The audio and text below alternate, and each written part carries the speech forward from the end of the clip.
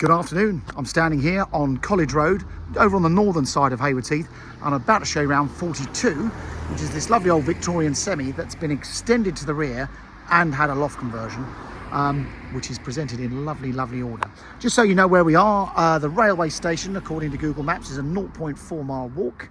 And the other thing is we're very close to the village of Linfield here. So we're right on the Haywards Heath Linfield borders, and the school catchment areas for this property are actually the two schools in Linfield. So great location.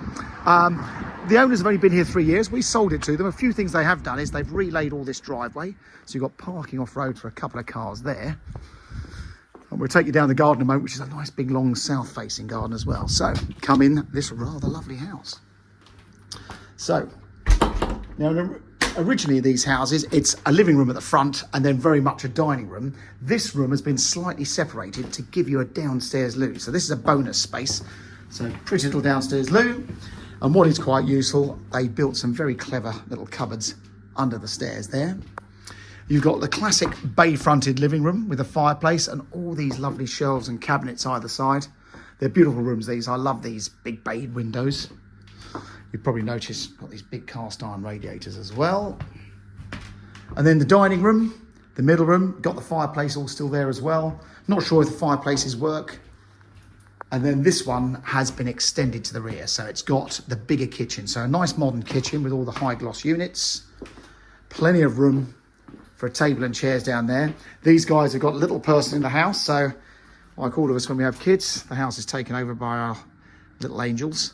And obviously things like a dining table go straight out the window. But I'll take you down the garden in a minute. So it's very much bigger than most of these houses down this road. Most of these started out as a 2-bedroom house. Some of them are 3 beds with a downstairs bathroom or whatever they are.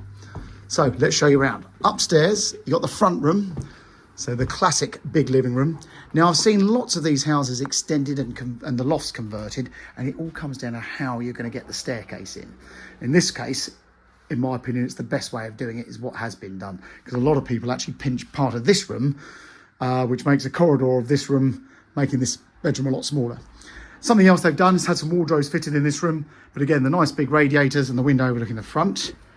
Across the hall, so this again would have been then the 2nd bedroom. So they've created the staircase here, and that still gives you an okay size 4th bedroom on this level with a view over the garden.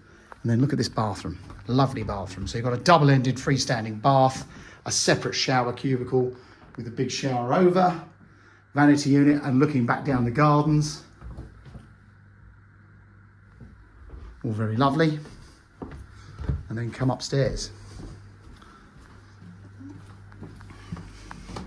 So I've seen various loft conversions. Some people have put the big dormer window in it with a flat roof, which I think is rather ugly. This one's just got the Velux windows, which makes it more user-friendly in my opinion. So, front room, plenty of cupboards in those eave space, 2 windows, looking back over the road there. As you can see, being used as the home office. So many people want, well, you don't want bedrooms anymore. You're asking us for rooms because you want these home offices. So as you can see, we've got 2 offices up on this top floor.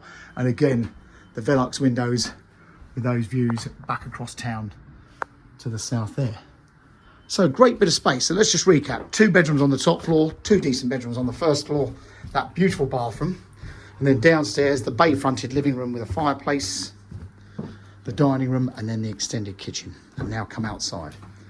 Something really worth a mention on this road is the parking. You've got parking for 2 cars out there. A lot of these people, if you walk up and down the road, you'll see they've only got parking for 1 car at a push. So, the rear garden. Off the back of the house, down to the fence, we've got it measured at 76 feet, and it's about 16 feet wide. These guys, as you can see, got a lovely little raised deck here, obviously for the barbecues and the evening chats.